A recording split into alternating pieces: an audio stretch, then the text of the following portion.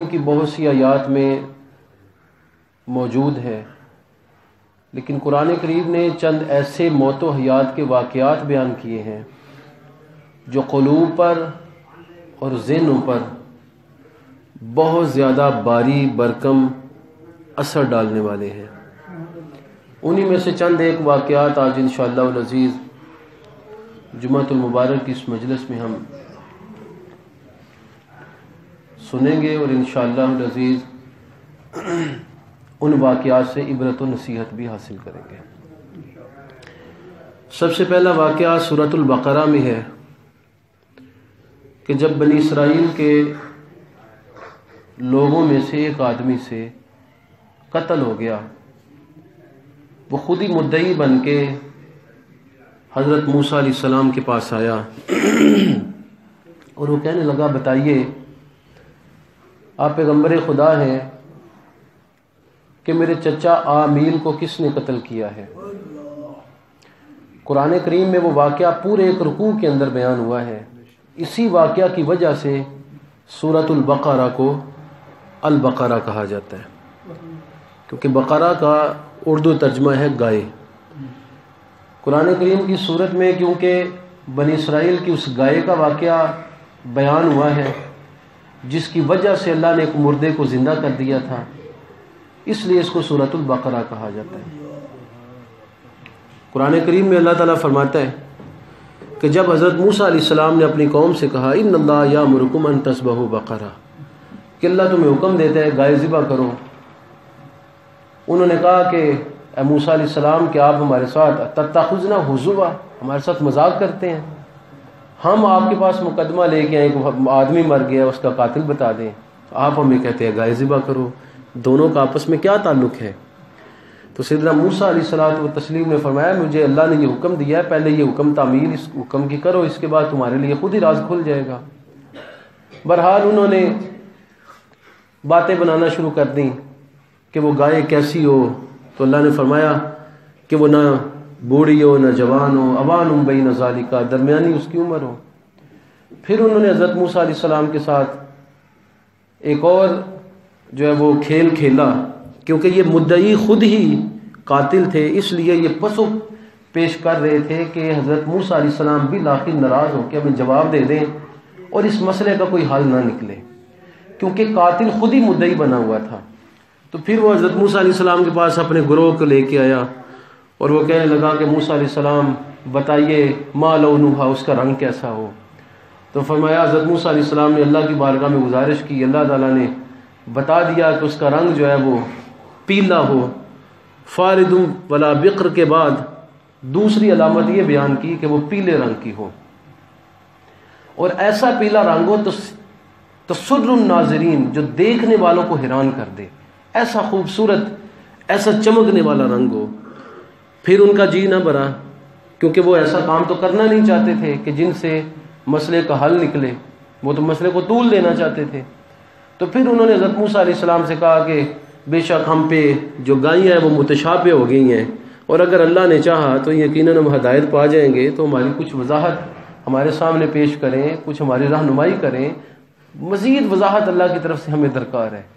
تو اللہ تعالیٰ نے اس کی مزید وضاحت کر دی کہ وہ گائے جو ہے نہ اس نے زمین کو کبھی پھاڑا ہو، ہل نہ جو ہے وہ پانی اس سے کنویں سے نہ نکالا گیا ہو، اور اس کے اندر لا شیۃ فیہا، اس کے اندر کچھ ذرا برابر بھی کوئی داغ اس کے جسم میں نہ ہو، اور ایسی خوبصورت گائے تم تلاش کرو، پھر اسے ذبح کرو، پھر اگلا مسئلہ تمہیں بتایا جائے گا۔ اب بنی اسرائیل سارے وہ کہنے لگے کہ اب ہمیں یقین ہو گیا ہے کہ ہم اس طرح کی گائے تلاش کر لیں گے، کیونکہ عمر کا بھی پتہ چل گیا ہے، رنگ کا بھی پتہ چل گیا ہے، خصوصیات اور خوبیوں کا بھی پتہ چل گیا ہے۔ تو اب وہ گائے کی تلاش میں نکلے۔ اب حدیث کے اندر آتا ہے اور مفسرین نے بھی لکھا ہے کہ وہ گائے دنیا میں صرف ایک ہی تھی، اور وہ ایک گائے کس آدمی کی تھی اس کے متعلق آگے دو روایات آتی ہیں۔ پہلی روایت یہ ہے کہ یہ گائے ایک دکاندار کی تھی، اس دکاندار کا ایک بیٹا تھا جو انتہائی زیادہ اپنے باپ کا مؤدب تھا، اتنا باپ کا اس نے ادب کیا تھا کہ ایک مرتبہ دکان کی چابی والد صاحب کے پاس تھی، دکان پہ ایک گاہک آ گیا اور اس نے کافی سارا سودا خریدنا تھا، اس کا باپ دکان کے سائے میں سخت گرمیوں میں سویا ہوا تھا، چابی والد صاحب کے پاس تھی، یہ دکان بند کر کے والد کو چابی دے کے خود گھر گیا ہوا تھا. گاہک گھر پہنچ گیا, دروازہ کھٹکھٹایا, آؤ جی مجھے فلاں فلاں سودا دو. یہ دکان پہ آیا, اب اپنے آپ کو دیکھنے لگا کہ میں نے چابی جسم پہ کہاں باندھی ہے, کپڑوں میں کہاں رکھی ہے, لیکن چابی نہ ملی. پھر ذہن میں آیا کہ چابی تو میرے والد صاحب کے پاس ہے. اس نے کہا بھائی میرا والد سویا ہوا ہے, میں نے والد کو جگانا نہیں ہے, یہ ادب کے خلاف ہے. تم سودا خریدنا ہے تو تھوڑی دیر بعد آنا, نہیں تو کسی اور دکان سے خرید لو. اب وہ کہنے لگا وہ سودا تمہارے پاس ہے, وہی میں نے خریدنا ہے, مجھے پسند ہے اور میں تجھے دوگنی قیمت دیتا ہوں. وہ کہنے لگا مجھے قبول نہیں. وہ کہنے لگا چوگنی قیمت دیتا ہوں, اگر 1 درہم کی 1 روپے کی کوئی چیز ہے تو 4 روپے اس کے بدلے میں دیتا ہوں. وہ کہنے لگا مجھے قبول نہیں ہے, میں باپ کے ادب میں بے ادبی نہیں کروں گا, باپ کی ادب کا خیال رکھوں گا, باپ کو نہیں جگاؤں گا, پیسے کے لالچ میں اپنے باپ کو تکلیف نہیں دوں گا. اب اللہ تعالیٰ کو اس کی یہ ادا بڑی پسند آئی کہ اس بچے نے اپنے باپ کا بڑا ادب کیا ہے. انہوں نے ایک گائے رکھی ہوئی تھی, اس سے وہ بچیا پیدا ہوئی جو بنی اسرائیل کو مطلوب تھی. اب وہ ڈھونڈتے ڈھونڈتے اس کے گھر تک پہنچ گئے اور ان کی گائے کی وہ بچیا جوان ہو چکی تھی اور وہ بڑی خوبصورت تھی. دیکھنے والا, واقعی قرآن کے جو الفاظ ہیں تسر الناظرین, دیکھنے والوں کو خوش کر دے. ذرا برابر اس میں عیب نہیں, نہ جوان ہے نہ بوڑھی ہے نہ بچی ہے, جوان ہے, درمیانی عمر ہے, بڑی خوبصورت, بڑی حسین و جمیل وہ گائے ہے. اب بنی اسرائیل حضرت موسیٰ علیہ السلام سے تو سب کچھ پوچھ آئے تھے, اب وہ ساری خوبیاں اس گائے کے اندر موجود تھیں.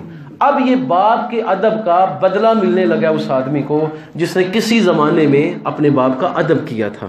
باپ کو نہیں جگایا اور گاہ کو واپس بھیج دیا. اب اسے بدلہ ملنے لگا ہے. بنی اسرائیل کے لوگ آئے کہ یہ گائے ہم خریدنا چاہتے ہیں, تو اس نے کہا میں تو اس کو نہیں بیچوں گا, یہ میرے باپ کی نشانی ہے, میرے باپ نے گائے رکھی تھی, اس سے آگے یہی بچیا پیدا ہوئی ہے, تو یہ میرے باپ کی علامت ہے, میں اسے نہیں بیچوں گا.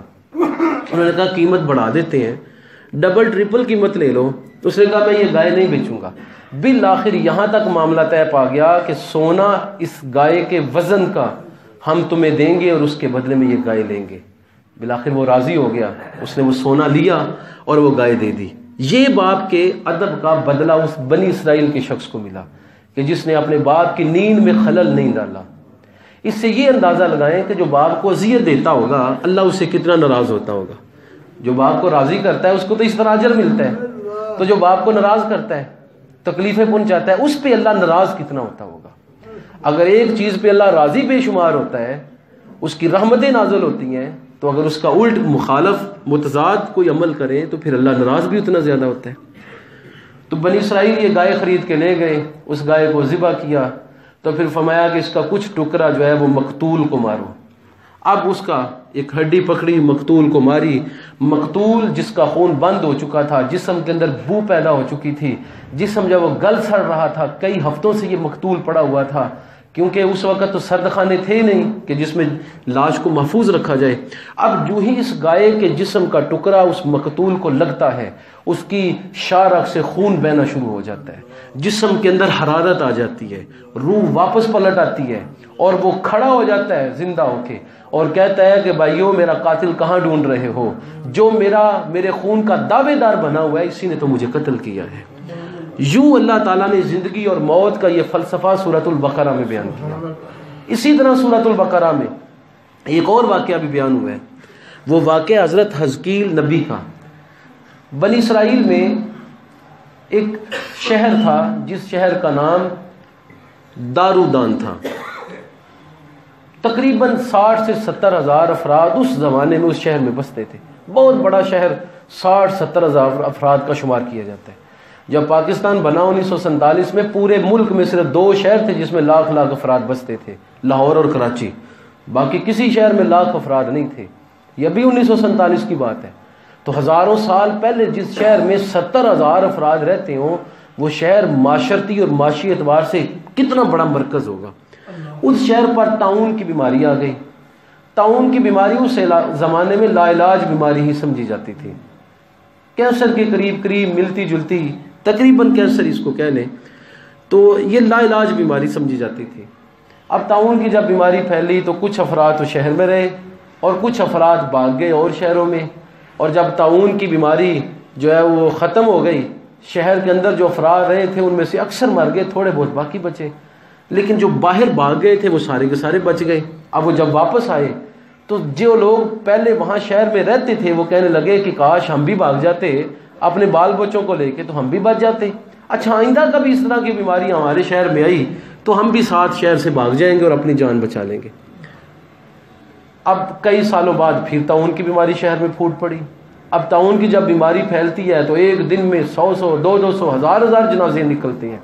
جب طاعون کی بیماری پھیلی تو سارا شہر ہی طاعون کی بیماری کی وجہ سے شہر چھوڑ کے بھاگ نکلا. اب شہر سے کچھ 40-50 کلومیٹر فاصلے پر ایک بہترین 2 پہاڑی سلسلے تھے, ان کے درمیان انہوں نے ڈیرا ڈال لیا اور وہاں پہ خیمہ بستی لگا لی اور بسنے لگے. ابھی 1 یا 2 دن ان کو وہاں پر ہوئے تھے بستے ہوئے, کیونکہ یہ اللہ کی مقرر کردہ بیماری سے بھاگ کے نکلے تھے. اللہ بڑا سخت ناراض ہوا. ایک فرشتہ پہاڑیوں کے نیچے سے اور ایک اوپر سے بڑی سخت خوفناک آواز نکالتا ہے, منہ تو سارے کے سارے مر جاؤ. سارے کے سارے مر جاتے ہیں. قرآن کریم نے اس کو ان الفاظ میں بیان کیا ہے, الم تر الی الذین خرجوا من دیارہم حذر الموت. آپ نے ان لوگوں کو نہیں دیکھا کہ جو اپنے گھروں سے نکلے, وہم الوف, اور وہ ہزاروں کی تعداد میں تھے, حذر الموت, موت سے ڈرتے ہوئے اپنے گھروں سے نکلے. پھر اللہ تعالیٰ نے سے کیا فرمایا, منہ تو سارے کے سارے مر جاؤ. یہ فرشتوں کی خوفناک آواز تھی جس کی وجہ سے وہ سارے کے سارے مر گئے. اب ہڈیاں بکھر گئیں, پرندے ہڈیاں جو ہیں وہ جو خون خار پرندے ہیں, گوشت کھانے والے پرندے ہیں, وہ ہڈیاں کہیں کی کہیں بکھیر کے لے گئے. جو وحشی جانور ہیں انہوں نے ہڈیاں جو ہیں وہ کہیں بکھیر دیں, جسم کو چیر پھاڑ کر کے کھا لیا. اب بہت سارا عرصہ گزر گیا, پورے کا پورا شہر برباد, اور جہاں پہ آگے بسے وہاں پر بھی اللہ تعالیٰ نے سب کو موت دے دی. نہ چھوٹا بچہ, نہ بڑا, نہ عورتیں, نہ مرد, نہ بوڑھا, نہ جوان. اب حضرت حزقیل علیہ السلام کئی مہینوں کے بعد اس علاقے سے گزرے. جب اس علاقے میں گزرتے ہیں تو 70,000 افراد جہاں پہ مرے پڑے ہوں تو کتنی ہڈیاں وہاں پہ ہوں گی اور کتنی بدبو وہاں پہ ہوگی اور کیا کیفیت وہاں پہ ہوگی. حضرت حزقیل نے یہ ساری کیفیت جب دیکھی تو بہت پریشان ہوئے. اللہ تعالیٰ سے استفسار کیا, اللہ یہ معاملہ کیا ہے؟ بتایا گیا یہ میری مقرر کردہ موت سے ڈر کے بھاگے تھے تو ان کو میں نے مار دیا اور ان میں سے ایک بھی باقی نہیں بچا. اب اللہ تعالیٰ کی بارگاہ میں نبی کے ہاتھ اٹھتے ہیں. اللہ کے نبی گزارش کرتے ہیں, اے اللہ یہ لوگ بیچارے جاہل تھے, ان کو معلوم نہیں تھا کہ یہ تیری قضا ہے, یہ تیرا فیصلہ, اس سے ہم نے بھاگنا نہیں ہے. تو اللہ ان میں سے جس کو تو زندگی دینا چاہتا ہے, جس کی ابھی عمر پوری نہیں ہوئی, اے اللہ اپنے فضل و کرم سے انہیں دوبارہ زندگی عطا کر دے. اب اللہ تعالیٰ جس طرح پہلے غضبناک تھا اس طرح اللہ تعالیٰ رحیم و کریم ہوا, اللہ نے دوبارہ زندگی بخش دی. اب ان لوگوں کی کیفیت یہ تھی کہ یہ لوگ جو بھی نیا لباس پہنتے اس میں کفن جیسی بدبو پیدا ہو جایا کرتی تھی, جس سے لوگوں کو معلوم ہو گیا, عام بستیوں کو, کہ یہ وہ لوگ ہیں کہ جو لوگ موت کے ڈر سے بھاگے تھے. تو یہ دوسرا واقعہ سورۃ البقرہ میں ہی اللہ تعالیٰ نے زندگی اور موت کے فلسفے کے حوالے سے بیان کیا ہے. اور اس سے یہ سبق بھی ملتا ہے دونوں واقعات سے کہ انبیاء اکرام کی دعاؤں میں بڑا اثر ہے. پہلے واقعہ میں حضرت موسیٰ علیہ السلام دعا کرتے ہیں اور اس واقعہ میں حضرت حزقیل علیہ السلام دعا کرتے ہیں. تیسرا واقعہ بھی حضرت قرآن کریم کی سورۃ البقرہ میں اللہ تعالیٰ نے بیان کیا ہے, حضرت عزیر علیہ السلام کا واقعہ. اس میں بھی اللہ تعالیٰ بیان فرماتا ہے کہ کیا آپ نے اس شخص کی طرف نہیں دیکھا کہ جو ایک بستی کے پاس سے گزرا اور وہ بستی اپنے چھتوں پر گری ہوئی تھی.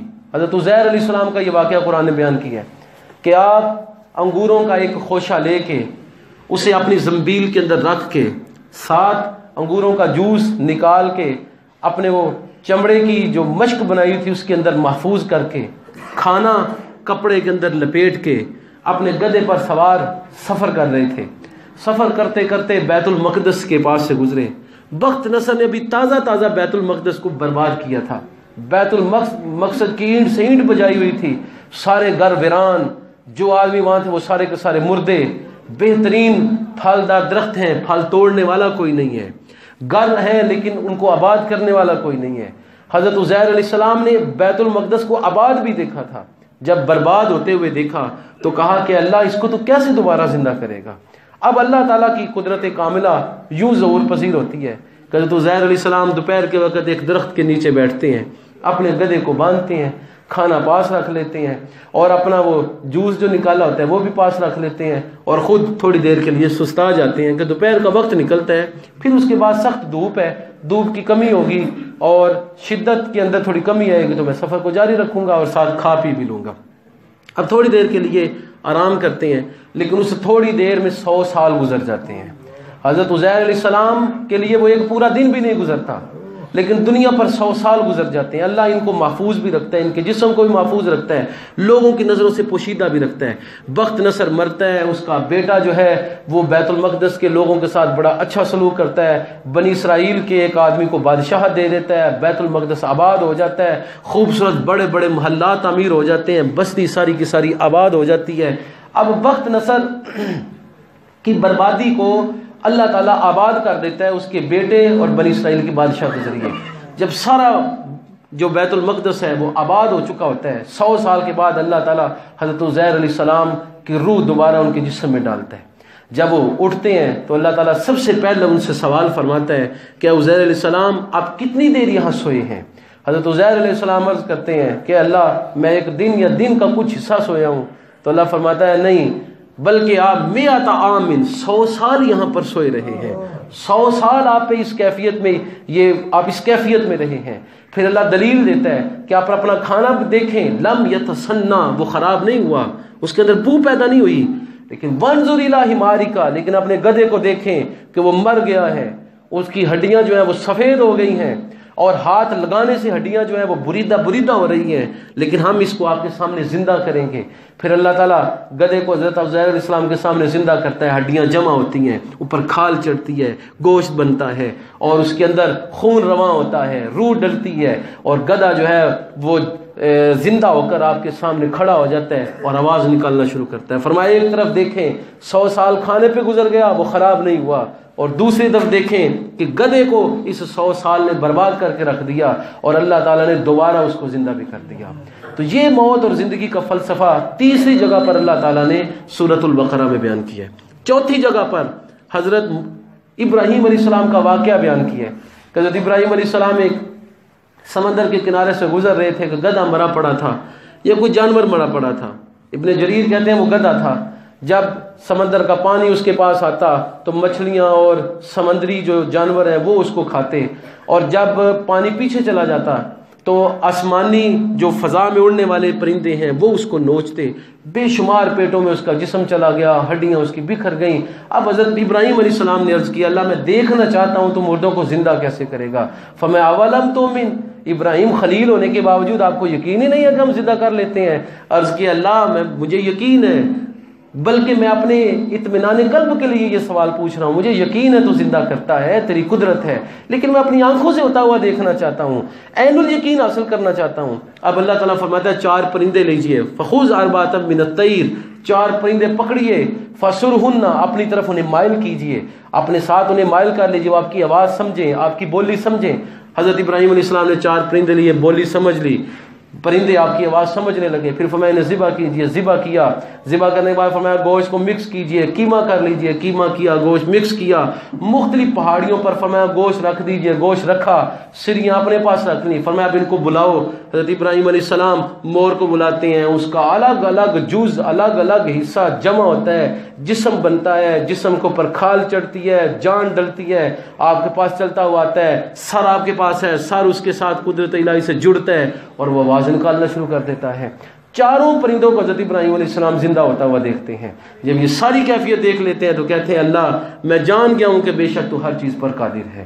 تو یہ ہے اللہ کی وہ صفات جو قرآن نے بیان کی ہے کہ وہ یحیی و یمیت ہے، زندہ کرتا ہے اور مارتا ہے، خود زندہ ہے، اس کی زندگی ہمیشہ کی ہے، ازل سے ابد تک، زمانہ اس کا پیدا کرتا ہے، وقت اس کا پیدا کرتا ہے، اس کو کوئی اس کی فنا نہیں ہے، باقی ساری کائنات کو فنا ہے۔ اسی کو اللہ نے قرآن کریم میں سورہ الرحمن میں بیان کیا کہ فرمایا ہر چیز کو فنا ہے الا وجہ ربک، سوائے تیرے رب کے چہرے کے، باقی ہر ایک کو فنا ہے۔